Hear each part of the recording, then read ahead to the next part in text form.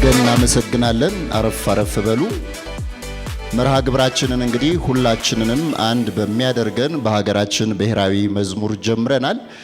በመቀጠል የኪ ሃውሲንግ ፋይናንስ ሶሉሽን ባለቤቶች ወይም ባለአክሲዮኖች አቶ ግሩም፣ ወይዘሮ ሂሩት፣ አቶ ናታን፣ አቶ ሙሴ እንደዚሁም የድርጅቱ ስራ አስኪያጅ በመካከላችን በሕክምና ምክንያት ባይገኙም ወይዘሮ ሰላም ግርማ የድርጅታችን ብራንድ አምባሳደር የፊት ለፊት ገጽ ተወዳጁ አርቲስት ይገረም ደጀኔ አስቴር እንደዚሁም የኪ ሃውሲንግ ስታፎች የማርኬቲንግ፣ የፋይናንስ፣ የአይቲ እና ሌሎች ባልደረቦች ውድ የኪ ሃውሲንግ ቤተሰብና ተመዝጋቢዎች የቀደማችሁ እድለኞች የቤት ባለቤቶች አጋር ተቋማት አንጋፋዎቹ የኢትዮጵያ ንግድ ባንክ፣ ዘመን ባንክ፣ ቡና ባንክና እንዲሁም የኢትዮጵያ መድህን ድርጅት ተወካዮች፣ አመራሮች ሁላችሁንም ክቡራትና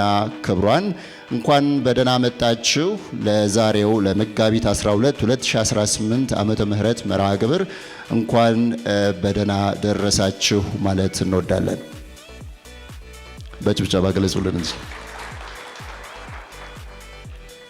ኪ ሃውሲንግ ከተመሰረተበት ወቅት አንስቶ ዓላማውን አንድ አድርጎ በገቢ ደረጃ አነስተኛና መካከለኛ ገቢ ያላቸውን የህብረተሰብ ክፍሎች የቤት ባለቤት ለማድረግ ኢኮኖሚስ ኦፍ ስኬል የምንለው ጽንሰ ሀሳብ ላይ የተመሰረተ ኪ ሲኤችኤፍ የተሰኘ ሞዴል በመቅረጽ እየሰራ ይገኛል። ወደፊትም መስራቱን ይቀጥላል። ባሳለፍናቸው ከ20 በላይ በሚሆኑ ወራቶች ውስጥ የተለያዩ የስራ ከፍታዎችን እንዲሁም ፈተናዎችን ማየት ችለናል።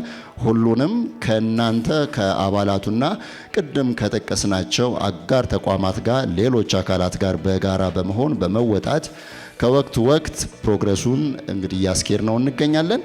ኪ ሃውሲንግ ፋይናንስ ሶሉሽን በመሪ ቃሉ እንደሚታወቀው ቀላል ነው ብሎ የጀመረው የቤት ባለቤትነት ወይም ባለቤት የማድረግ ጉዞ ከጀርባው በርካታ አድካሚ ስራዎች እንዳሉት እናንተም ትረዳላችሁ። እነዛን አድካሚ ስራዎች ደግሞ በብቃት እየፈጸሙ ለሚገኙት ስታፎቻችን ወይም ድርጅቱን እንደ ድርጅት ቀጥ አድርገው እየመሩ ለሚገኙት አመራሮቻችን በዚሁ አጋጣሚ ምስጋናችንን እናደርሳለን። ምስጋናችሁ እናንተም በጭብጨባ ብትገልጹላቸው ደስ ይለናል። እንግዲህ የዛሬውን መርሃ ግብር ምንነት ለማብራራት ዛሬ የተገናኘ ነው። እንደምታውቁት በደንበኛውና በኪ ሃውሲንግ ፋይናንስ ሶሉሽን መካከል በጋራ እንግዲህ ሁለቱንም በሚያስተዳድረው ውል ላይ በግልጽ እንደተቀመጠው ኪ ሃውሲንግ ፋይናንስ ሶሉሽን ግዴታውን እንዲወጣ እንዲሁም ደግሞ ተመዝጋቢው መብቱን እንዲያገኝ በሚያደርገው ውል ላይ አንድ ሰው የቤት ባለቤት ለመሆን ያለበት ግዴታ አንድ ነው። እርሱም ከተመዘገበ በኋላ በየወሩ ከሱ የሚጠበቀውን ወራዊ ቁጠባ በአግባቡ መቆጠብ ነው። ኪ ሃውሲንግ ደግሞ በአግባቡ ወራዊ ቁጠባቸውን የቆጠቡ አባላቱን በአመት 2 ጊዜ በሚደረግ እድለኞችን የመለየት መርሃ ግብር እድለኞችን በዩኒቨርሲቲው አማካኝነት እየለየ የቤት ባለቤት የሚያደርግ ይሆናል። በዚሁ መሰረት በ2018 ዓመተ ምህረት መውጣት የሚጠበቅበት 2 ዕጣ እንዳለ ሆኖ ከባለፈው አመት ደግሞ ከዚህ በቀደም በገለጽንላችሁ ምክንያት የተንከባለለ ስንት አለ?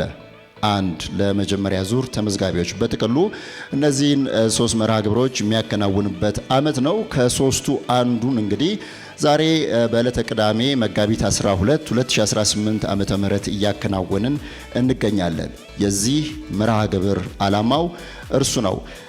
መርሃ ግብራችንን ለማስተዋወቅ ያክል በኪ ሃውሲንግ ፋይናንስ ሶሉሽን ውስጥ ብራንድ አምባሳደር በመሆን ድርጅቱን በፊት ለፊት ገጽነት እያስተዋወቁ የሚገኘው አርቲስት ይገረም ደጀኔ እንኳን ደህና መጣችሁና መልእክቱን ያስተላልፍልናል።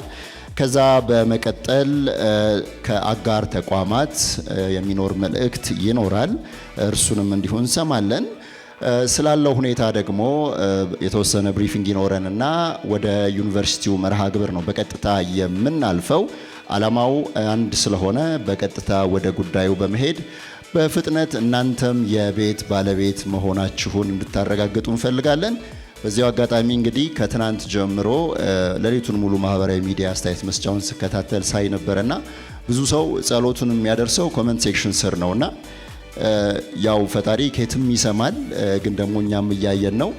ያንን የጸለያችሁትን ሁሉ የጓጓችሁትን ሁሉ ፈጣሪ እንዲሰማችሁ ደግሞ እንደ ኪ ሃውሲንግ ፋይናንስ ሶሉሽን እንመኛለን። ለሁላችሁም እዚህም ላላችሁት ከቤትም ሆናችሁ ይህን መርሃ ግብር ለምትከታተሉ መልካም እድል ይሆንላችሁ። ዛሬ የቤት ባለቤት መሆናችሁን የምታረጋግጡበት ቀን እንዲሆን እንመኛለን። አሜን ላለ ይሆንለታል ነው የሚባለው። እንግዲህ እንደተባለው ኪ ሃውሲንግ ፋይናንስ ሶሉሽን በርካቶችን የቤት ባለቤት ለማድረግ ጉዞ ጀምሯል። በእነዚህ ጉዞዎች ውስጥ ደግሞ የሚጓዘው ከዚህ ቀደም በተጓዘበትና በሚያውቀው መንገድ ስላልሆነ አዲስ መንገድ እየጠረገም ጭምር ስለሆነ የተለያዩ ጤሻዎችን በጣጥሶ መሄዱ ግድ ይለዋል። ያም እየሆነ ወደፊት እንቀጥላለን። የቤት ባለቤት እናንተን ማድረግ ቀላል ነው ብለን ስንነሳ ነገሮች ከፊት የሚጠብቁን በተለይ ቀላል ይሆናሉ ብለን ግን አይደለም። ምክንያቱም የምታውቁት የቢዝነስ ኢኮሲስተም ውስጥ ስላለን ማለት ነው። እንግዲህ በዛሬው መርሃ ግብር የምንለያቸው እድለኞች በኪሲኤችኤፍ ሞዴል አሰራር መሰረት የቤት ባለቤት የሚሆኑ ናቸው። እነዚህ እድለኞች የሚለዩት በሚታወቀው አካሄድ ነው። ለበርካታ ጊዜ ያከናውነነዋል። በእያንዳንዱ መርሃ ግብር ላይ ያየናቸው ያስተዋልናቸውን ነገሮች ደግሞ እያሻሻልን ይበልጥ እያሳመርን ነው ያለ ነው። በዚሁ አግባብ ዛሬም የምንለያቸው እድለኞች ከዚህ ቀደም እድለኛ ሆነው ቤታቸውን ተረክበው እየኖሩበት ወይም አከራይተውት ከሚገኙት ጎራ ይቀላቀላሉ። እነሱ እነማን ናቸው የሚለውን ከተወሰነ ሰዓት በኋላ ቢበዛ 1 ሰዓት በኋላ የምናውቅ ይሆናል። እስከዛው እንግዲህ የሁላችንም ልብ እንደተንጠለጠለ ይገባናል። ግን ወደ ኋላ መለስ ላድርጋችሁና መጀመሪያ ስንጀምር ታህሳስ 27 2016 ዓመተ ምህረት እድለኛ የሆኑት ተመዝጋቢዎች ብዛት 60 ነበረ።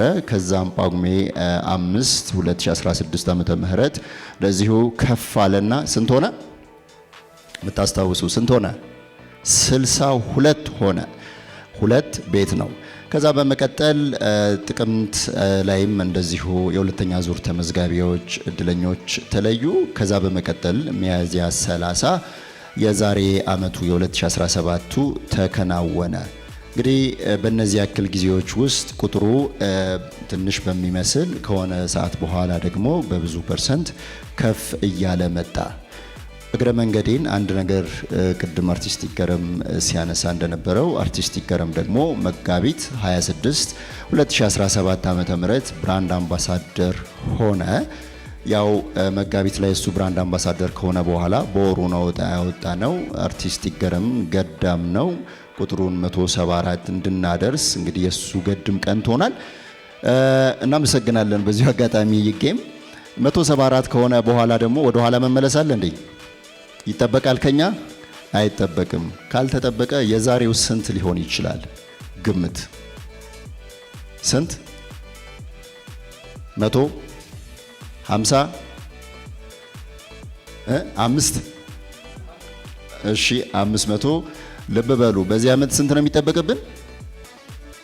አዎ እሷን እያሰባችሁ አንዴ ደግሞ ሁሉንም የቤት ባለቤት አድርገን ማን ቢሮ ሊመጣ እኛ ምን ልንሰራ?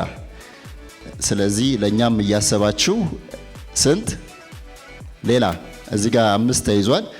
እሺ መምህር 75 መምህር 75 ብለዋል እና ጫርቶ ይሄን ነገር አይደል?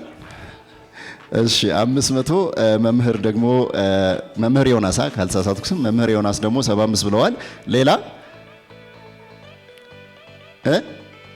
200 እዛ ጋር 1000 እኔ ከመምህር ዮናስ ወገን ነኝ።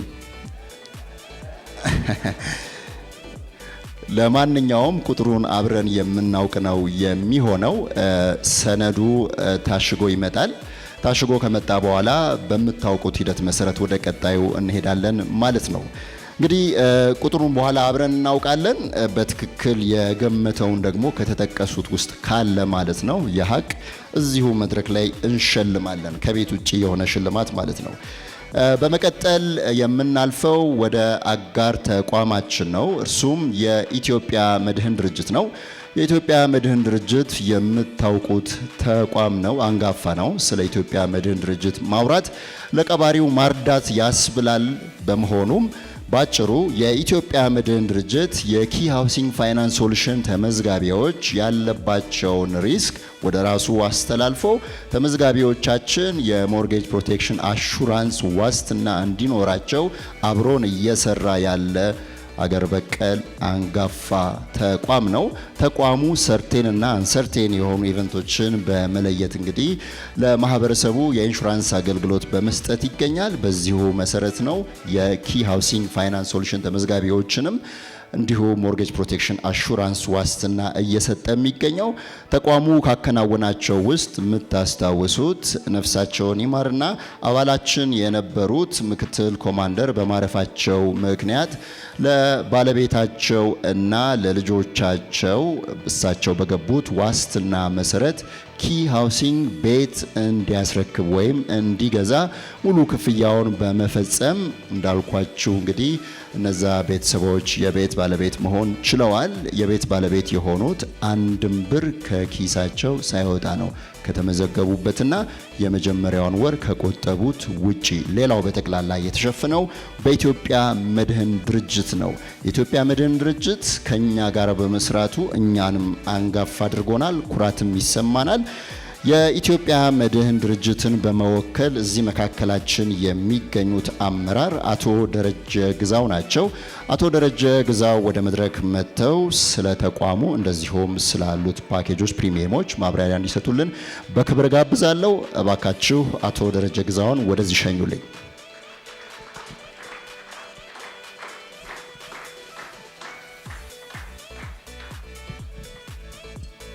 አመሰግናለሁ። እንደምን ዋላችሁ? እግዚአብሔር ይመስገን። ለሁላችሁም መጀመሪያ መልካም እድል እመኛለሁ። ጥሩ ቀን ነው። ጥሩ እድል እንዲገጥማችሁ እመኛለሁ። ስለ ኪያውስ ባለቤቶቹ ብዙ ተናግረዋል። ምንም የምናገረው ነገር የለም። ስለ ድርጅታችን ትንሽ እናገራለሁ።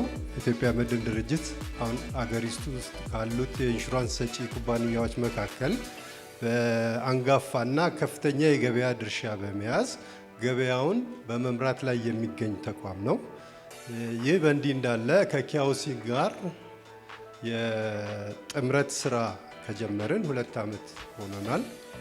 2 ዓመትም እስካሁን ምንም ያጋጠመን እንከን የለም። በዚህ ዓመት ብቻ አንድ የካሳ ክፍያ ጥያቄ መጥቶብናል። ያንንም የካሳ ጥያቄ በገባነው ቃል በገባነው ውል መሰረት ፈጽመን የሟችን ቤተሰቦች ከዕዳ ነፃ አድርገን ቤታቸው እንዲረከቡ ተደርጓል። ወደፊትም ቃል የምንገባው እድለኞች በሙሉ በህይወት እስካሉ ድረስ ግዴታቸውን ራሳቸው እንዲወጡ፣ በህይወት ከሌሉ ደግሞ የእነሱን ግዴታ እኛ ተክተን ለመወጣት ቃል ገብተን ነው እየተጓዝን ያለ ነው። ከዚህ ባለፈ የመድህን ድርጅት የሚሰጣቸውን የዋስትና አይነቶች እንደው አጠር አድርጌ እናገራለሁ። የኢትዮጵያ መድህን ድርጅት በሁለት ዘርፍ ተከፍሎ ነው አገልግሎት የሚሰጠው። አንደኛው ዘርፍ የንብረት ዋስትና ነው። ሁለተኛው ዘርፍ ደግሞ የህይወት ዋስትና ነው። የንብረት ዋስትናውን በተመለከተ ጉዝ የሆኑትን ንብረቶች በሙሉ በዋጋ ተምኖ ዋስትና የሚሰጥበት አካሄድ ነው። ዛሬ ግን ያገናኘንና እኛን እዚህ ያሰባሰበን ጉዳይ የህይወት ኢንሹራንስን በተመለከተ በህይወት ዘርፍ ያለውን ሁኔታ ለመነጋገር ነው። የህይወት ኢንሹራንስ እንደገና ደግሞ በሁለት እንከፍለዋለን። አንደኛው ምንድነው? የህክምና ወጪ ሽፋንን ነው የምንሰጠው። ደንበኞች ለህክምና የሚያወጡትን ወጪ ሽፋን በመስጠት አገልግሎት እንሰጣለን። ሁለተኛው ደግሞ የህይወት ኢንሹራንስ። የህይወት ኢንሹራንሱን ስንገባ ደግሞ ብዙ ሰፊ ነገር አለ። ወደዛ ዝርዝር ውስጥ አልገባም። ወደኛ ጉዳይ መለስና እኛን ያጣመረን የቀሪ ዕዳ ማወራረጃ ውል ወይንም ሞርጌጅ ፕሮቴክሽን አሹራንስ የሚባለው ውል ነው ያገናኛል። ይሄ ውል ባጭሩ ምንድነው?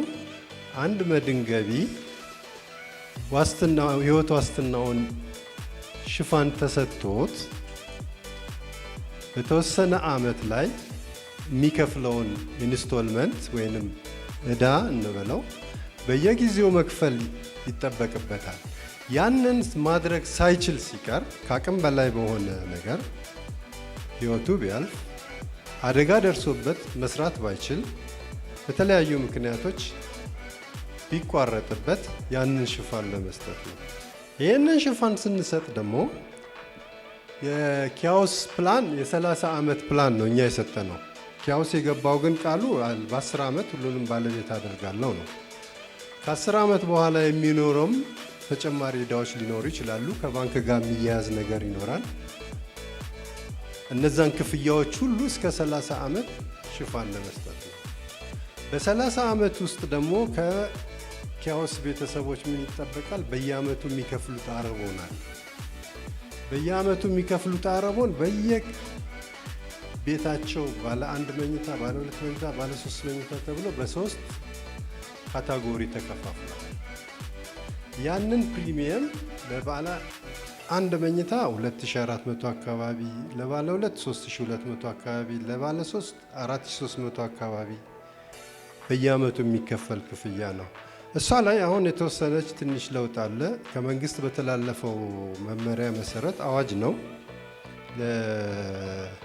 ለአደጋ በአስቸኳይ ጊዜ አደጋ መከላከል ፕሮጀክት ተብሎ ማንኛውም ክፍያዎች ላይ 1% መንግስት ሰብስቡልኝ ብሏል። እዛች ላይ 1% ተጨምሯል። ያልሰማችሁም ካላችሁ በዛው እንድትሰሙት ነው። 1% ተጨምሮ ይከፈላል ማለት ነው። ይሄ ውል ግን በየዓመቱ መታደስ አለበት። ብዙ ቤተሰቦች የዘነጉት ጉዳይ ነው። በየዓመቱ መታደስ አለበት። ይሄ ውል ካልታደሰ እኛ የምንጠብቀው 1 ወር ነው። በ1 ወር ጊዜ ውስጥ አመት በሞላ በ1 ወር ጊዜ ውስጥ ውሉን እንዲያድሱልን እንጠብቃለን። ድርጅቱ ደግሞ 1 ወር አይበቃም፣ እስከ 2 ወር እንያቸው የሚል የፎይታ ጊዜ አስቀምጦ 60 ቀን እንጠብቃለን። ከ60 ቀን በኋላ ይህን ውል ማስቀጠል አስቸጋሪ ይሆናል የሚል ድምታ አለ። ስለዚህ ውላችሁን በጊዜው እንድታድሱም አደራ እላለሁ። ከዛ ባለፈ ውሉ ምንድን ነው የሚሰጠው ሽፋን? አንድ የኪያውስ ቤተሰብ ከኛ ጋር ውል ሲገባ በየዓመቱ የሚከፍለው አረቦን አለ። እኛ ደግሞ የምንገባው ግዴታ አለ። የእሱን የቤት ዋጋ ኃላፊነት ተሸክመን ነው የምንገባው። እስከ መቼ? እስከ 30 ዓመት ድረስ። በዚህ መሃል አይበለውና መጥፎ ነገር ቢፈጠር ያ ደንበኛ ክፍያውን ከፍሎ ካቆመበት ጀምሮ ምንም አይነት ቤተሰቦቹ የሚጠየቁት ክፍያ የለም። እሱን እግር ተክቶ ማን ይገባል? መድን ድርጅት ነው የሚገባው። የኢትዮጵያ መድን ድርጅት ተጎጂዎችን ተክቶ ገብቶ ከኪያውስ ጋር ያለውን ጉዳይ ይጨርሳል። መጨረሻው ምንድን ነው የሚሆነው? ቤተሰቦቹ ካለምንም ወጪ በእፎይታ ቤታቸውን መረከብ። ይሄ ሲሆን ግን የደንበኛውን ግዴታ እንዳትረሱ። በየዓመቱ የሚከፈለውን አረቦን መክፈል ግዴታ አለ። አደራ እምላችሁ ይህንን ለማለት ነው። እንግዲህ እኔ አጠር አድርጌ ነው የምናገረው። ከዚህ በላይ የሚጨምረው ነገር የለም። አስተያየት የምትሰጡን ደግሞ ችግር ገጥሟችሁ ከሆነ በእኛ አሰራር 1 ሰው ወይንም 2 ሰው እድል ብሰጥ ይፈቀድልኛል። ችግር የገጠማችሁ ካላችሁ እሺ፣ እዚህ 1 ሰው አለ። ሌላ ሰው አለ? እሺ፣ እርሶን ልስማ። እኛ መጀመሪያ ውል ስናደርግ እስከ 50 ዓመት ነበር የወሰንነው። እስከ 50 ዓመት ድረስ በዋናው አረቦን ክፍያ ብቻ ተስማምተን፣ ከዛስ በላይ ያሉት ኢትዮጵያውያን ናቸው፣ ቤት ፈላጊዎች ናቸው፣ ምን ይደረጉ ተባለ። የበላይ አመራሮች ተሰበሰቡ። በካታጎሪ እናስቀምጠውና የተወሰነ ጭማሪ ገንዘብ፣ ያው የሰው ልጅ እድሜው ሲጨምር ይታወቃል። የመኖር ፕሮባቢሊቲው እየቀነሰ ነው የሚሄደው ተብሎ ነው የሚታሰበው። ስለዚህ ከ50 እስከ 55 ላሉት ከ55 እስከ 60 ላሉት የተወሰነ ጭማሪ አድርገናል። 30% እና 25% ጭማሪ አላት ቅድም ከተናገርኩት ላይ። ይሄ ግን ከ50 ዓመት በታች የሆናቸውን ሰዎች አይመለከትም። ከዛ በላይ ያሉትን ለማካተት ለማቀፍ ላለመለየት ብለን ነው እንጂ ሪስኩ ከፍተኛ ነው። ሰው እድሜው ሲጨምር የታወቀ ስለሆነ በማንኛውም ቦታ እድሜው የጨመረ ሰውን አንድ ወጣትና አንድ እድሜው የገፋ ሰው እኩል ዋጋ አይሰጠውም፣ እኩል የመሮጥ አቅምም የለውም። ከዛ አንጻር ነው ያን ያህል የሚጎዳም አይደለም። ብዙ ተመካክረንበት የወሰንነው ክፍያ ስለሆነ ነው። መልሼ ከሆነ አመሰግናለሁ።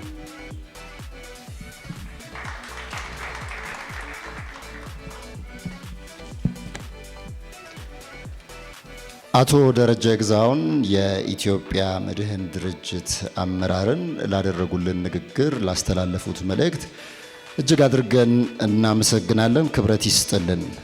በመካከላችን ቀጥሎ አጨብጭቡ። በመካከላችን ቅድም ከጠሯቸው ውስጥ ወይም ተጨማሪ አካላት ይገኛሉ። እጣውን የሚያወጣው ሶስተኛ ወገን የሆነው ዩኒቨርሲቲ ተወካዮች በመሃላችን አሉ።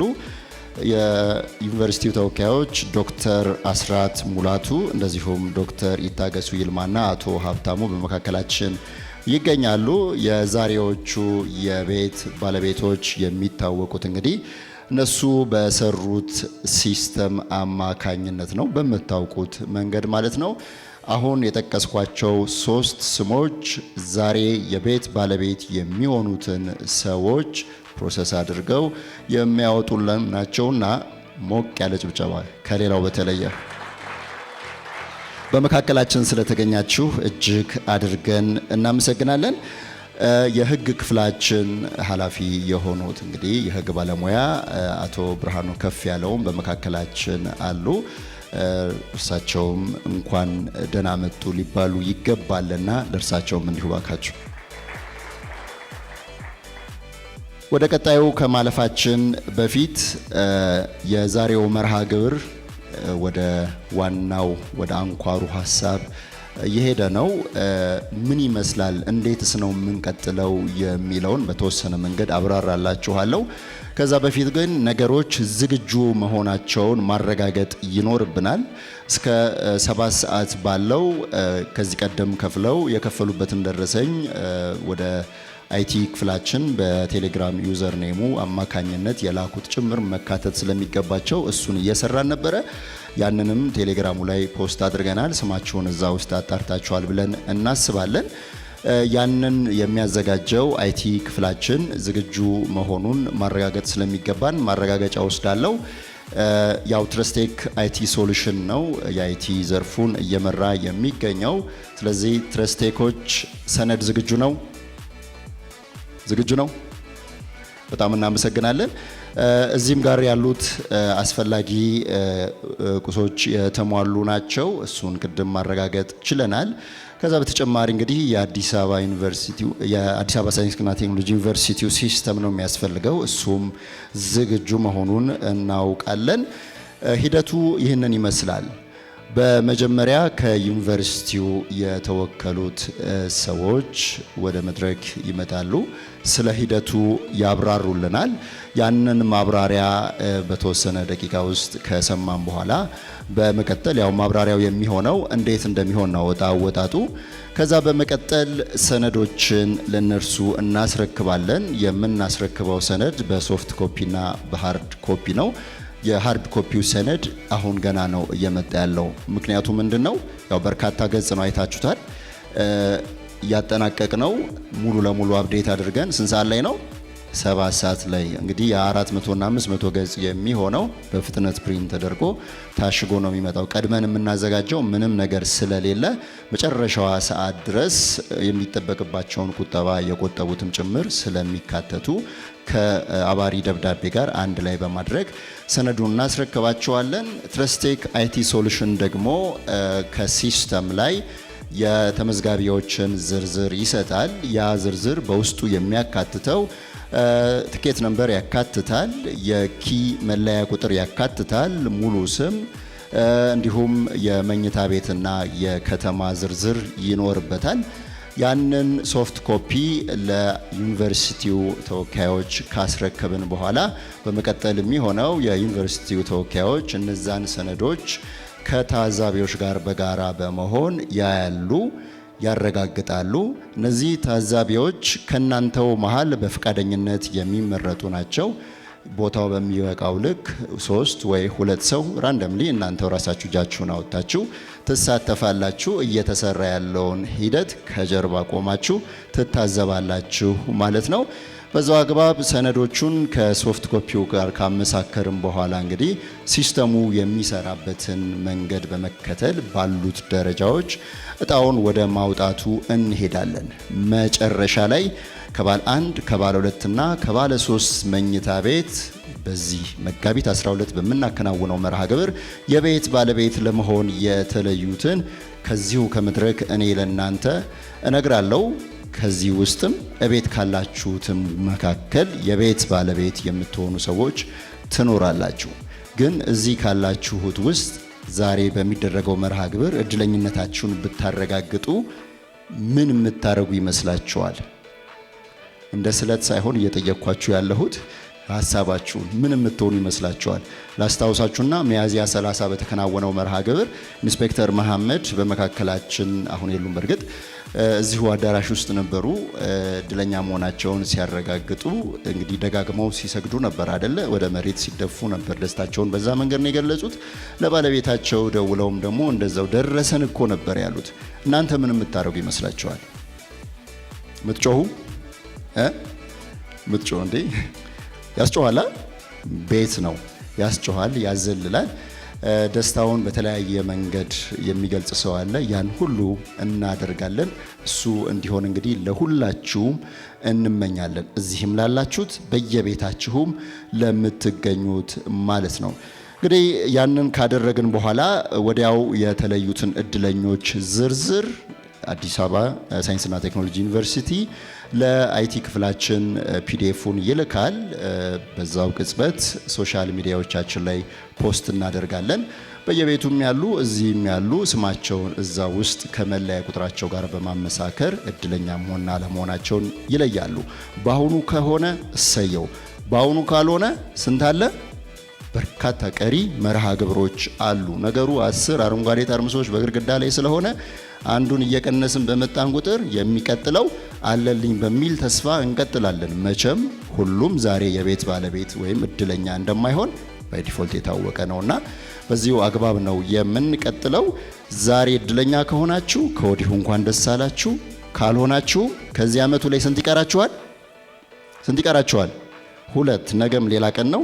በዛ ተስፋ እንቀጥላለን። ኪ ሃውሲንግ በውሉ መሰረት ግዴታውን መወጣት ግድ ይለዋል። እናንተም እንደዛው ግዴታችሁን እስከተወጣችሁ ድረስ ያ በደንብ በወፍራሙ ሊሰመርበት የሚገባ ጉዳይ ነው የሚሆነው። እንግዲህ ሰነዳችን ታትሞ መጥቷል። ወደ ቀጣዩ መርሃ ግብር መሄድ እንችላለን። ከዛ በፊት ግን የተወሰነ ማብራሪያ ለመስጠት በዚህ ዙር የሚካተቱት ከመጀመሪያው እስከ 4ኛው ዙር ያሉት ናቸው። ሁሉም እንደተመዘገበበት ወቅት ቁጥሩ ይለያያል። የመጀመሪያ ዙር ተመዝጋቢዎች በብዛት ቀደም ይላሉ እንግዲህ ወይም ከፍ ይላሉ። ሁለተኛ ዙር ተመዝጋቢዎች አንጻራዊ ይቀንሳል። ሶስተኛ ዙር የመጨረሻውና ትንሹ ነው። 4ኛ ዙር ደግሞ ከመጀመሪያ ዙር ቀጥሎ በቁጥር ከፍ ያለ ተመዝጋቢ ያለበት ነው። በዚህኛው መርሃ ግብር 4ኛ ዙር ተመዝጋቢዎች 100% ይካተታሉ። ምክንያቱም የመጀመሪያ ዕጣ ውስጥ ስለሆነ እየተካተቱ ያሉት እንዲሁ ቁጠባቸውንም እነሱ ተወጥተዋል። ከዛ በመቀጠል ሶስተኛ፣ ሁለተኛና አንደኛ ዙር ተመዝጋቢዎች ደግሞ ከነርሱ የሚጠበቀውን ግዴታ የተወጡት ብቻ ናቸው የሚካተቱት። ቁጥሩን እንግዲህ በሚገለጸው ደብዳቤ አማካኝነት በኋላ እናሳውቃችኋለን። ሁሉም እንደተመዘገበበት ወቅት እንደ ብዛቱ በሬሾ የቤት ባለቤት መሆኑን ዛሬ ያረጋግጣል። ሶስቱም መኝታ ቤቶች ተካተዋል። በዚሁ አግባብ ነው የቤት ባለቤት የሚሆኑ እድለኞችን ዛሬ የምንለየው። እናንተ ዝግጁ ናችሁ? ዝግጁ ናችሁ? ዝግጁ? ይህንን ያብራራሁላችሁን መርሃ ግብር እንግዲህ ከዚህ በመቀጠል የሚያከናውኑት ከዩኒቨርሲቲው የመጡ ባለሙያዎች ናቸው፣ እንዲሁም አመራሮች። እነርሱን ወደ መድረክ እጋብዝና ሂደቱን እንጀምራለን። ያንን እንዲመሩልን ዶክተር አስራት ሙላቱን በክብር ወደዚህ መድረክ ሸኙልን። ዶክተር እባክዎት።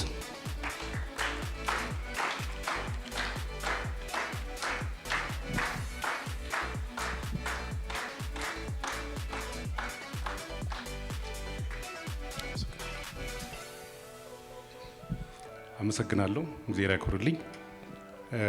በመቀጠል የምናደርገው ሲናፈቅ የነበረውን ስራ ነው የምንሰራው። ስለዚህ የኛ ባለሙያዎች እኔን ጨምሮ ዶክተር ይታገሱ እንዲሁም አቶ ሀብታሙ በሰራነው የሶፍትዌር መሰረት ከመጀመሪያ ጀምሮ ሶፍትዌሩ ምንም አይነት ዳታ ውስጡ እንደሌለ እናረጋግጣለን። ከዛ በኋላ የተመዘገቡ ተመዝጋቢዎች፣ ብቁ የሆኑ ተመዝጋቢዎች ተቋሙ በለየልን መሰረት ወደ ሲስተሙ እናስገባለን። ከዛ በኋላ እነዚህ ተመዝጋቢዎች ለየት ያለ የምንፈልጋቸው ዳታ አይተሞች አሉ። ያው በአማርኛ መናገር ይከብዳል፣ አንዳንዱ ነገር ቴክኒካል ስለሆነ ለምሳሌ ዩኒክ የሆነ እያንዳንዱ ተመዝጋቢ ዩኒክ የሆነ ቁጥር አለው። ያ ቁጥር ከሌላ ከማንኛውም ተመዝጋቢ ጋር አይመሳሰልም። በኮምፒውተር ጀነሬት የሚደረግ ስለሆነ ይሄ ቁጥር ከእያንዳንዱ ብቁ ከሆነ ተመዝጋቢ ጋር ማች ያደርጋል። ከዛ ቀጥሎ ምን ይኖራል? ሙሉ ስም ይኖራል። ሙሉ ስም ማለት የእያንዳንዱ ሰው የመጀመሪያ ስሙ፣ የአባቱ ስም፣ የአያቱ ስም ይኖራል። ይሄ በጣም ወሳኝ ነው። መጨረሻ ላይ በቁጥሩ የወጣውን ማች የምናደርገው ከሆነ ግለሰብ ጋር ስለሚሆን ማለት ነው የምናያይዘው። ከዛ በመቀጠል በጣም ወሳኝ የሆነውና የምንፈልገው እያንዳንዱ ሰው የተመዘገበበት የመኝታ ቤት ቁጥር አለ። ባለ 1፣ ባለ 2፣ ባለ 3 እነዚህን እንፈልጋለን። ይህንን ነው አፕሎድ የምናደርገው ባዶ ወደ ሆነው ሲስተም ውስጥ የምናስገባው። ከዛ በመቀጠል እያንዳንዱ መኝታ ቤት ስንት እጣ አለው፣ የተዘጋጀ ቤት ስንት ነው የሚለውን ነገር እንለያለን፣ ኮንፊገር እናደርጋለን። ይሄ ምን ይሰጠናል? ቅድም ያልኳችሁን ባለ 1 የተመዘገቡ ለብቻ፣ ባለ 2 የተመዘገቡ ለብቻ፣ ባለ 3 የተመዘገቡ ለብቻ ከሆኑ በኋላ የሚወዳደሩት ለእነዚህ ቤቶች ስለሚሆን ማለት ነው። ያንን በተዘጋጁት ቤቶች ብዛት፣ በመኝታ ቤት ብዛት መሰረት በተሰጠን ቁጥር መሰረት ኮንፊገር እናደርጋለን። የሚቀጥለው ስቴፕ ይህንን ማረጋገጥ ማች ማድረግ ነው። ከዛ ልክ ብሔራዊ ሎተሪ ዕጣ እንደሚወጣው በሶፍትዌሩም ቋት አለው። ለእያንዳንዱ መኝታ ቤት ይገባሉ ማለት ነው የሚወዳደሩ ሰዎች። ከዛ የመጨረሻው ስቴፕ ዕጣ ማውጣት ነው። ስለዚህ ዕጣውንም እንዴት ነው የሚያወጣው? አሁን ባዘጋጀነው ብቁ የሆኑ ተመዝጋቢዎች ለአንድ መኝታ፣ ለ2፣ ለ3 መኝታ ቤት የተዘጋጁ ቤቶች ተመዝጋቢው ብዙ ነው፣ ቤቱ ትንሽ ነው። ስለዚህ እድለኞቹን ሶፍትዌሩ በራሱ መንገድ ይመርጥልናል። እሱንም ከነሱ ጋር ሆነን እናሳውቃለን። ባጭሩ ሂደቱ ይህን ይመስላል። ስለዚህ አቶ ሀብታሙን ወደ ቦታቸው ይምጡልኝ። አቶ ሀብታሙ መልካም። አቶ ሀብታሙ ልቀጥል። በጣም ጥሩ። ስለዚህ እንደምታዩት በሲስተም ውስጥ ምንም አይነት ዳታ የለም። ይህንን በተፈለገው መልኩ ማረጋገጥ ይቻላል። ሲስተሙ መጀመሪያ ሲጀምር ምንም ነገር ውስጡ የለም። ቅድም የዘረዘርኩላችሁ ሂደቶች ከላይ ተቀምጠዋል። እያንዳንዳቸውን አብረን እንሄዳለን ማለት ነው። ስለዚህ ተመዝጋቢዎችን አፕሎድ ማድረግ ነው ወደ ሲስተሙ። ሁለተኛው ስቴፕ ይሄ ነው። በዚህ መሰረት ኪ ሃውሲንግ ፋይናንስ ሶሉሽን ፒኤልሲ የለያቸው ሲቆጥቡ በነበረበት የለያቸውን በሶፍት ኮፒ ወደዚህ ሲስተም እናስገባለን። ካስገባን በኋላ የሚቀጥለው ስቴፕ እንደምታዩት ለእጣ ዝግጁ የሆኑ ቤቶች ብዛት፣ የተዘጋጁ ያለቁ ቤቶች፣ እጣ የሚወጣላቸው ቤቶች ኮንፊገር ይደረጋሉ። ይሄ በተለያየ ጊዜ በዚህ የሚወጣው ብዛት የተለየ ነው። ባለፈው የነበረው የተለየ ነው። በሚቀጥለው የተለየ ሊሆን ይችላል። ስለዚህ ኮንፊገረብል እንዲሆን አድርገነዋል። ኮንፊገር እናደርገዋለን። ከዛ ቀጥሎ አጠቃላይ ለሎተሪ ሲስተሙ የገባው መረጃ እንዴት እንደሆነ ያሳየናል። ማች ያደርጋል። ባለ አንድ መኝታ ቤት የተመዘገቡ ያሉ ቤቶች፣ የተመዘገቡ ባለ ሁለት ያሉ ቤቶች የሚለውን ያሳየናል። የሚቀጥለው ስቴፕ ላይ ቅድም እንዳልኳችሁ ለባለ አንድ መኝታ ቤት ቋት አለን፣ ለባለ ሁለት አለን፣ ለባለ ሶስት አለን። ስለዚህ ሰዎቹን እዛው እስከተን የሚቀጥለው ስቴፕ ላይ እጣውን እናወጣለን። እጣው ወጥቶ ሲያልቅ የኛ ስራ ያልቃል። ሲስተሙን እንይዛለን። ኮፒ ለኪ ሃውሲንግ ፋይናንስ ሶሉሽን እንሰጣለን፣ እናስረክባለን። በሃርድም በሶፍትም ኮፒ። ይህን ይመስላል ሂደቱ። ስለዚህ ሂደቱን ለመጀመር ዳታ እንፈልጋለን።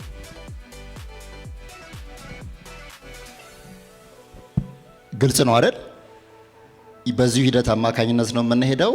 ነገር ግን ሰነዱን ከመረከባችን በፊት ሰነዱን የሚያስረክቡን አቶ አማረ ዝግጁ ይሆኑልን። እስከዛው ድረስ በራሳቸው በአቶ አስራት አማካኝነት ከእናንተ መካከል የተወሰኑ ታዛቢዎች ተመርጠው ወደዚህ እንዲመጡልን እናደርጋለን። ኦኬ። ስለዚህ ታዛቢ መሆን እፈልጋለሁ የሚል ሰው መጀመሪያ በበጎ ፈቃደኝነት። እኔ ፈትሐያ መሐመድ አሚን ነኝ። የተመዘገብኩት የመጨረሻ ጊዜ ነው። አራተኛ ዙር። እናመሰግናለን። መምህር ዮናስ እባላለሁ። ዮናስ አጉስ እባላለሁ። የመጀመሪያ ዙር ተመዝጋቢ ነኝ። እናመሰግናለን። እሺ እንግዲህ ሂደቱን በመቀጠል ወደ ሰነድ ማስረከቡ ነው የምንሄደው። ሰነዱን የሚረከቡት ራሳቸው ዶክተር ናቸው። ዶክተር ሰነዱን ከተረከቡ በኋላ ሰነዱ ውስጥ ያሉትን ነገሮች ከታዛቢዎች ጋር በጋራ በመሆን ለእናንተ እንነግራለን። ሰነዱን እንዲያስረክቡ አቶ አማረ ከፍ ያለውን ወደዚህ ይሸኙልን።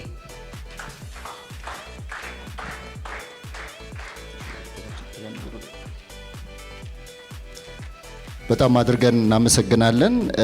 እንግዲህ ሰነዱን ተረክበናል። ትንሽ ግን ወደዛ እንጠጋለን። ሰነዱ ውስጥ ሊኖር የሚገባው የተመዝጋቢዎች ዝርዝርና እሱን ደግሞ የሚገልጽ የሚያስረዳ፣ እንደዚሁም ዛሬ የሚወጣውን የቤት መጠን ከባለ አንድ፣ ባለ ሁለት፣ ባለ ሶስት እንደየባቹ ሬሾ የሚያብራራ ደጋፊ ደብዳቤ ነው። እነዚህ ሁለት ነገሮች መሟላት መቻል አለባቸው። ከሰነዱ በተጨማሪ ሶፍት ኮፒው ደግሞ በአይቲዎች አማካኝነት መሰጠት መቻል አለበት። ናታን ተሰጥቷል። እዚህ ውስጥ ነው ያለው ፍላሹም እዚህ ውስጥ አለ። ያንንም አንድ ላይ እናስረክባለን ማለት ነው። ክፈቱልንና ውስጥ ያለውን በጋራ አሳዩን።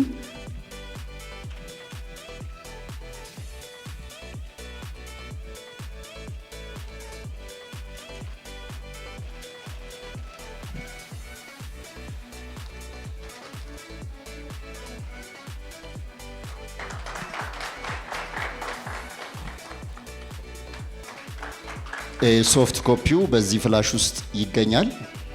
አዲስ ፍላሽ ነው እንግዲህ ለዚህ ዓላማ ብቻ ተብሎ የተገዛ ማለት ነው። እንግዲህ በየዙሩ ቢያንስ በአመት 2 ፍላሽ እንገዛለን በየባቹ ማለት ነው። ይሄኛው ሰነድ ደግሞ በውስጡ የያዛቸው ዝርዝሮች የተመዝጋቢዎች ዝርዝር ነው። ከፊት ለፊት ያለው ደግሞ አባሪ ደብዳቤ አለ። እዚህ ደብዳቤ ውስጥ የተገለጸውን ሀሳብ አነብላችኋለሁ። ታዛቢዎችና ዩኒቨርሲቲው ደግሞ በጋራ በመሆን ያረጋግጣሉ።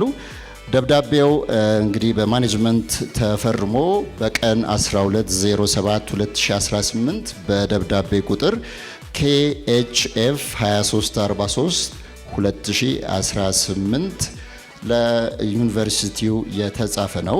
ጉዳዩ እድለኛ የኪሲኤችኤፍ ተመዝጋቢዎችን እንድትለዩልን ስለመጠየቅ እዚህ ውስጥ በተካተተው ሀሳብ መሰረት እንግዲህ ዩኒቨርሲቲው ከኪ ሃውሲንግ ጋር ባለው ውል መሰረት ይህንን ነገር ለማከናወን ግዴታ እንዳለበት ይገልጻል። በዚህም መሰረት ዛሬ መጋቢት 12 ቀን 2018 በሚከናወነው መርሃ ግብር አንደኛ፣ ሁለተኛ፣ ሶስተኛ እና አራተኛ ዙር ተመዝጋቢዎች እንደየብዛታቸው ተካተዋል።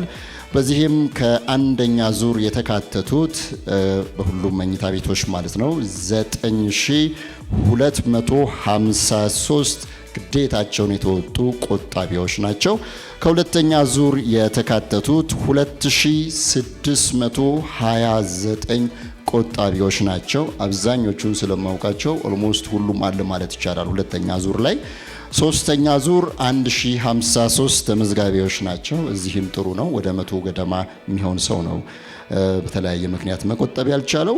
አራተኛ ዙር ተመዝጋቢዎች ደግሞ 3172 ናቸው። በድምሩ 16107 ሰዎች ለዚህ እድለኛ መለያ መርሃ ግብር ብቁ ናቸው ተብሎ በሃርድ ኮፒና በሶፍት ኮፒ ዝርዝራቸው ተልኳል። ተደምሮ 1607 ሰዎች እዚህ ሰነድ ላይ መኖራቸውን አረጋግጡልን። ወይም በገጽ ብዛት 366 እንግዲህ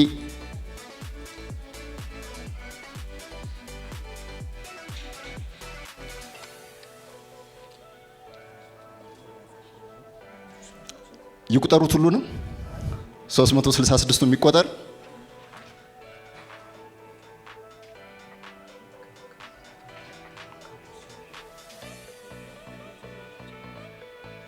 መለያ ኮዳቸው አንድ ብሎ ከጀመረ የመጀመሪያ ዙር ማለት ነው አይደል? 100 ካለ 200 300 400 ከ1 እስከ 4 ያሉትን ይገልጽልናል ማለት ነው። ይሁ በተመሳሳይ በሶፍት ኮፒ ፍላሽ ውስጥ መካተቱን በኋላ የምናይ ይሆናል። አሁን ወደ ቁርጡ ልንመጣ ነው። ዛሬ ስንት ነው የሚወጣው? እንግዲህ መምህር ዮናስ እየመሩ ነው። አንድ ላይ ነን፣ አንድ ቡድን ነን ከኔ ጋር። እናንተ ደግሞ ከፍተኛውን 1000 አድርሳችኋል። መሀል ላይ እንገናኝ፣ እንደራደር። ስንት ይሁን? እሺ እጅ ስለወጣ እዛ ጋር ስንት ይሁን እናቴ? 300። እዚህ ጋር መነጽር ያርግሹስ 300። ሌላ? እሺ አባቴ ስንት ይሁን? 270 248። እሺ እዚህ ጋር 274። ሌላ? 250። ኦኬ እዚህ አካባቢ ጥሩ ነው፣ ገበያው ደርቷል። ሌላ ወደዚህ። እሺ ወንዴ 200። ሌላ? እሺ እናቴ 150። አሁንም ከእርሶ ጋር ነኝ። እንግዲህ አብዛኞቻችሁ ባላችሁት መሰረት ደብዳቤው እዚሁ ጋር ራሱን ቀይሮ እንግዲህ እናንተ ቃል ኃይል ኖሮት ዛሬ የቤት ባለቤት መሆናቸውን የሚያረጋግጡ ሰዎች ብዛት ከሁሉም ዙር ወይም ከመጀመሪያ ዙር፣ ከሁለተኛ ዙር፣ ከሶስተኛ፣ ከአራተኛ በመኝታ ቤት ደግሞ ከባለ 1፣ ባለ 2፣ ባለ 3 ብዛታቸው ስንት ነው? 300 ነው። እናንተው ባላችሁትና በገመታችሁት መሰረት ከባለ 1 መኝታ ቤት 45፣ ምክንያቱም ባለ 1 ጥቂት ተመዝጋቢዎች ናቸው። ከባለ 2 መኝታ ቤት 105፣ ከባለ 3 መኝታ ቤት ሲቀነስ 300 ማለት ነው አይደለ? ስንት ሆነ? 150 ሰዎች የቤት ባለቤት ለመሆን ዛሬ ይለያሉ። ታስታውሱ ከነበረ ከ2 ዓመት በፊት ታህሳስ 27 2016 ዓመተ ምህረት የቤት ባለቤት እንዲሆኑ የለየናቸው ሰዎች ስንት ነበሩ? 60።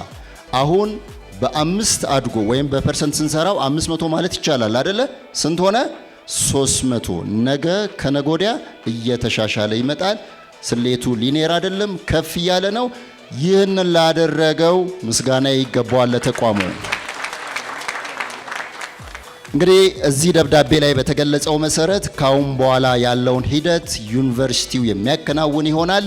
ማንም በዩኒቨርሲቲው ስራ ታዛቢዎችንም ጨምሮ ኪሃውሲንግንም እንደዚሁ ጣልቃ አይገባም። የተለየ ሀሳብ አስተያየት አይኖረንም።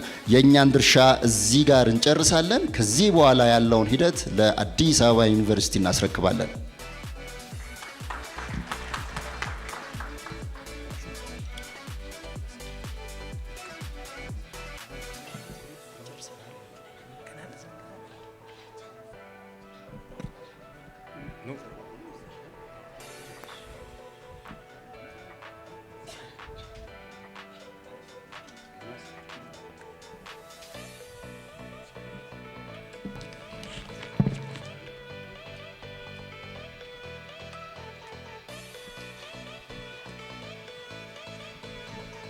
ሶፍት ኮፒው ለአቶ ሀብታሙ ተሰጥቷል። እንደምታዩት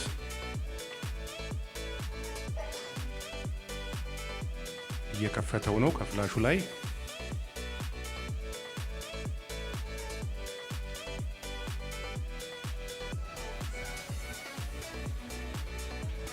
ቁልፏ መሽከርከር ደክሟታል፣ ተጠዳቋል።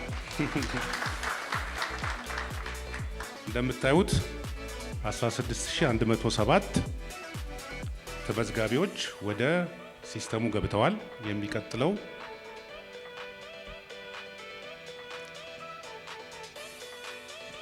ስለዚህ ደብዳቤ ላይ በተቀመጠው መሰረት ባለ 1 መኝታ ቤት 45፣ ባለ 2 መኝታ ቤት 105፣ ባለ 3 መኝታ ቤት 150፣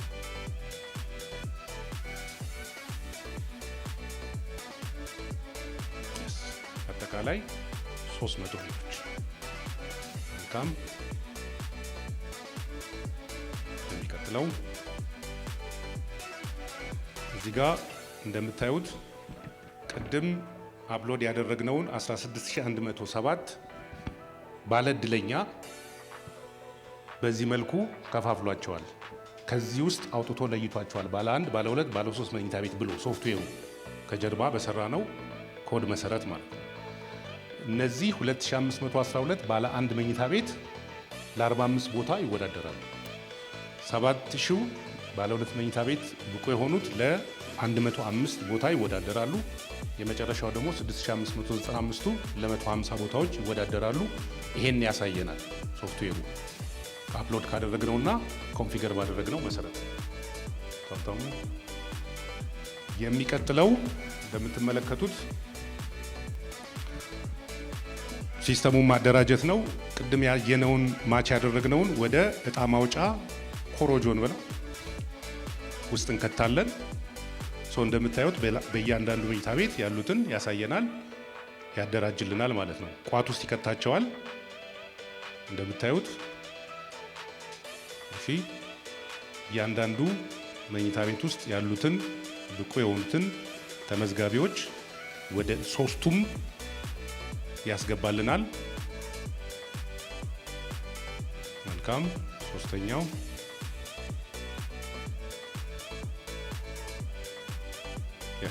ስለዚህ ዝግጁ ነን ለመጨረሻው ውሳኔ ሂደት። አቶ ሀብታሙ የመጨረሻው የሚቀጥለው ስቴፕ የመጨረሻው ስቴፕ እንደምታዩት ሁሉም ነገር ዝግጁ ሆኗል። ተመዝጋቢዎች ገብተዋል። በተመዘገቡበት መኝታ ቤት ተከፋፍለዋል። ስንት እያንዳንዱ መኝታ ቤት ስንት ዝግጁ ቤት አለ የሚለው ኮንፊገር ተደርጓል። እጣ ማውጣት እባክህ።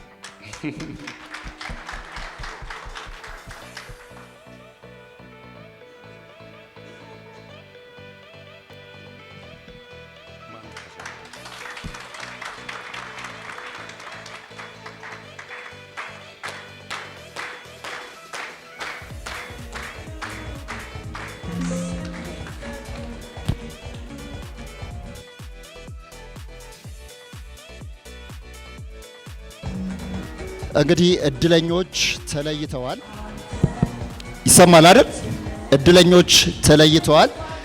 እድለኞቹን ዳውንሎድ አድርጎ ሰነዱን ከመላክ እና ለእናንተም እዚህ ከማንበቤ በፊት ማን ነው ከዚህ ቤት ውስጥ እድለኛ?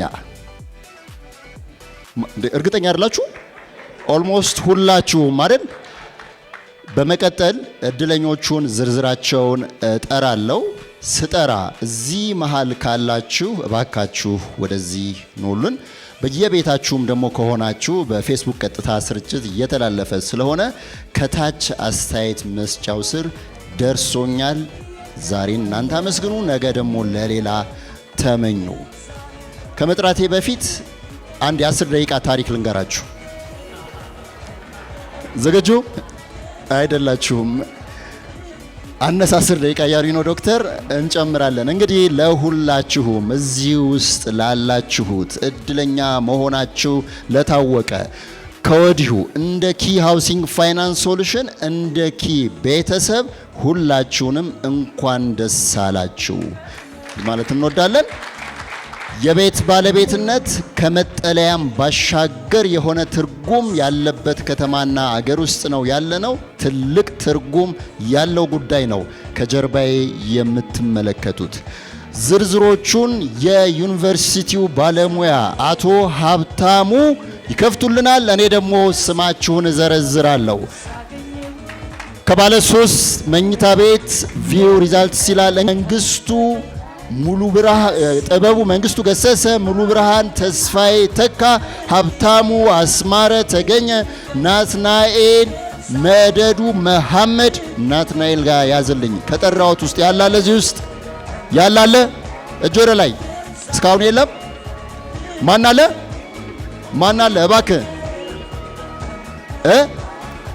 10 ቁጥር አልፏል።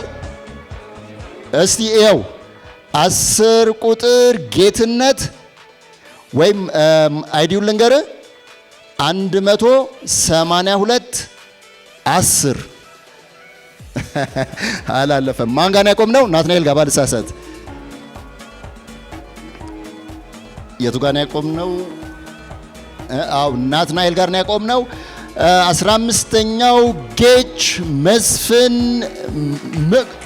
ጌች መስፍን እንኳን ደስ አለ። እባክናለን ወደዚህ የመጣህልን ጌች። ጌትነት ወርቅነ ካሳ፣ ትዝታ ተስፋዬ፣ ግሩም ሙሉጌታ ለገሰ፣ ይትባረክ መለሰ፣ ያሬድ ይልማ በቀለ፣ ኤቢሴ ማሞ አፈወርቅ፣ ቀለም ተክሊ ገብሬ፣ ወይንሸት አለባቸው አልይ።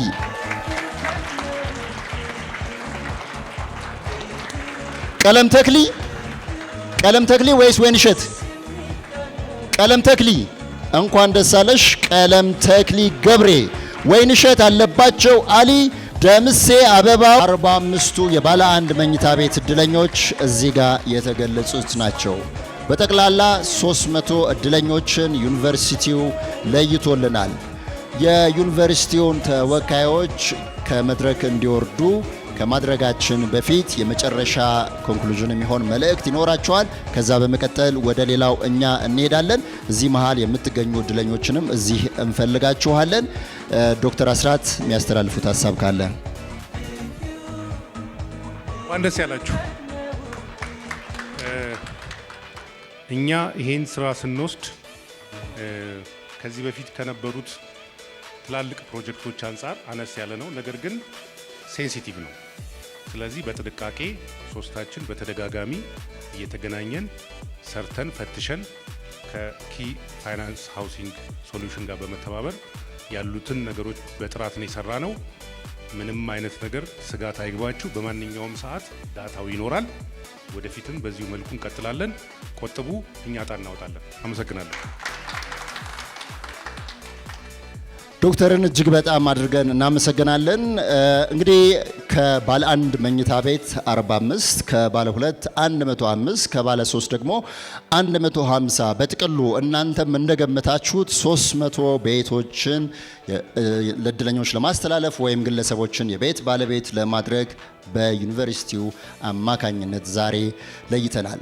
ከነዚህ ከባለ 3 መኝታ ቤት እድለኞች መካከል 4 ወይ 5 የሚሆኑ ሰዎች እዚህ መሃላችን ይገኛሉ። ስለነሱ ሁላችንም ደስ እያለን ያሉትን በጠቅላላ ወደዚህ መድረክ በጭብጨባ ሸኙልን። እናንተም እድለኞች ደግሞ እባካችሁ ወደዚህ መድረክ ኑልን፣ የደስታችሁ ተካፋይ እንድንሆን አድርጉን። እንኳን ደስ አላችሁ። የተቀራችሁት ደግሞ ለዚህ ቀን ያብቃችሁ፣ ለዚህ ቀን ያድርሳችሁ። እናንተ ነገ ከነጎዲያ በተመሳሳይ እንደነሱ እዚህ መድረክ ላይ ሆናችሁ ደስ ብሎኛል እናንተንም ይቅናችሁ ብላችሁ ለሌሎቹ መልእክት ታስተላልፋላችሁ። በሚገርም ሁኔታ እንግዲህ እስካሁን ካሉት ውስጥ የባች ስብጥር ያለ ይመስለኛል ከአራተኛ ባች ጭምር። ግን የነሱ ስሜት ከምንም በላይ ለኛ ሊጋባ ይገባልና ሁሉም የተሰማቸውን ስሜት እንዲነግሩን እናደርጋለን። ራሳቸውን እያስተዋወቁ እናንተም ደግሞ የደስታቸው አጋዥ ደጋፊ በመሆን በጭብጨባ በእልልታ በሆይታ ቅድም ባልኳችሁ መንገድ ወይም እናንተ ብትሆኑ ምን ታደርጋላችሁ እንዳልኩት የነሱን ደስታ አብረን እንጋራ። በጣም እናመሰግናለን። ስምሽን አስተዋውቂና ስለ ሁኔታውም ንገሪኝ። ስሜ ቀለም ጠቅልል ይባላለሁ። ስሜ ቀለም ይባላለሁ። የባለ 3 መኝታ ባለ እድል ነኝ። እንዴ እናንተ ብትሆኑ እንዴት ነው የምትሆኑት? አያንስም? ለሌላው ካጨበጨብን ነገ ደግሞ ለኛ ይጨበጨብልናል እንደሚባለው የደስታው ተካፋይ ያደርጉ። ባለ 3 መኝታ ቤት ስንተኛ ዙር ተመዝጋቢ ነበርሽ? አራተኛ ዙር። ያ ማለት ከግንቦት 1 2017 ዓመተ ምህረት እስካሁን ድረስ በነበረው የምዝገባ ሂደት ውስጥ የነበሩት ናቸው ማለት ነው። ሁሉም በየባቹ ተመሳሳይ ሬሾ እንደ ብዛቱ ማለት ነው ተሰጥቶት የተከናወነ መርሃ ግብር ነው። አራተኛ ዙርንም ያካተተ ነው። ያንቺ ስም ማን ነው? ኑር መሐመድ አሚን። ኑር አህመድ መሐመድ አሚን። ኑር አህመድ መሐመድ አሚን እንግዲህ የአንዷ ታዛቢያችን እህት ነች። ባለ ስንት መኝታ ቤት ነው አንቺ? ባለ 3 መኝታ ቤት። ስንተኛ ዙር ነሽ? ኦኬ 4 ቤት ነው የተመዘገበችው። ከአራቱ አንዱ ነው የደረሳት። በ3ኛው ዙርና በ4ኛው ዙርም ተመዝግባለች። እንግዲህ እድሏን ለማስፋት እኛም ከዚህ በፊት ባደረግነው ጥሪ መሰረት 4 ቤት ነው የተመዘገበችው። ከአራቱ ስንቱ ደረሳት? አንዱ። ስንት ይቀራል? 3። በቀጣይ እሱም እንዲቀናሽ የቤቶች ባለቤት እንድትሆኚ እንመኛለን። አንቺ እህቷ ነሽ፣ ታዛቢያችን አጃቢ ነሽ። ቴንኪው። እሺ ወንድሜ። እኔ ጌች መስፍን ይባላለሁ። በመጀመሪያ ዙር ነው የተመዘገብኩት ባለ 3። ጌች የመጀመሪያ ዙር ተመዝጋቢ ነው። ባለ 3 መኝታ ቤት እድለኛ መሆኑን ዛሬ አረጋግጧል። ሁላችሁም እዚህ የተገኛችሁት እንግዲህ ካለው ከመቶ ምናምን ታዳሚ ውስጥ የድል ጉዳይ ሆኖ እዚሁ አዳራሽ ውስጥ ተገኝታችሁ ነው። የተቀሩት 297 የሚሆኑት እድለኞች በየቤታቸው ደስ እያላቸው ጮቤ የረገጡ አላመኑም። ኢቭን ይሆናል በዚህ ሰዓት የእድለኞቹን ዝርዝር አይቲ ክፍላችን ከአዲስ አበባ ዩኒቨርሲቲ ተረክቦ ወደ ሶሻል ሚዲያ ማኔጅመንት ቡድናችን ይሰጥልናል። ሶሻል ሚዲያ ላይ ያሉት ባለሙያዎች ደግሞ ፖስት ያደርጋሉ። ዝርዝራቸውን እዛ ውስጥ ይፈልጋሉ። ምናልባት እኔ ስጠራ ስም ተሳስቼ ከሆነ ዘልዬም ከሆነ እናንተም ደግማችሁ እዛ ውስጥ ራሳችሁን ፈትሹ። የዛሬዎቹን እድለኞቻችን ተወካዮች 3ቱን በተቀሩት ስም እጅግ በጣም አድርገን እናመሰግናለን። 300 ብለናል። ከ60 ተነስተን በቀጣይ በሺዎች እንደምንገናኝ ምንም ጥርጥር የለም። እውነት ነው። አዳራሽ ላይ በቃ ይችላል፣ ስቴዲየምም ቢሆን ያኔ እንገናኛለን። እነሱን ከመድረክ ወደ ወንበር እንዲሁም ወደ ቤታቸው እንሸኛቸዋለን። በኋላ በጣም እናመሰግናቸዋለን። ሁላችሁንም እናመሰግናለን። አጋር ተቋሞቻችን የኢትዮጵያ ንግድ ባንክ፣ ዘመን ባንክ፣ ቡና ባንክ በዚሁም የመድህን አገልግሎት በመስጠት አብሮን ያለው የኢትዮጵያ መድህን ድርጅት ይህንንም እጣ በማውጣት ሶስተኛ ወገን ሆኖ በገለልተኝነት የሰራውን አዲስ አበባ ሳይንስና ቴክኖሎጂ ዩኒቨርሲቲ ሁሉንም የኪ ሃውሲንግ ቤተሰቦች፣ ስታፎች፣ አመራሮች፣ ባለቤቶች በጠቅላላ ለነበረን ቆይታ እናመሰግናለን።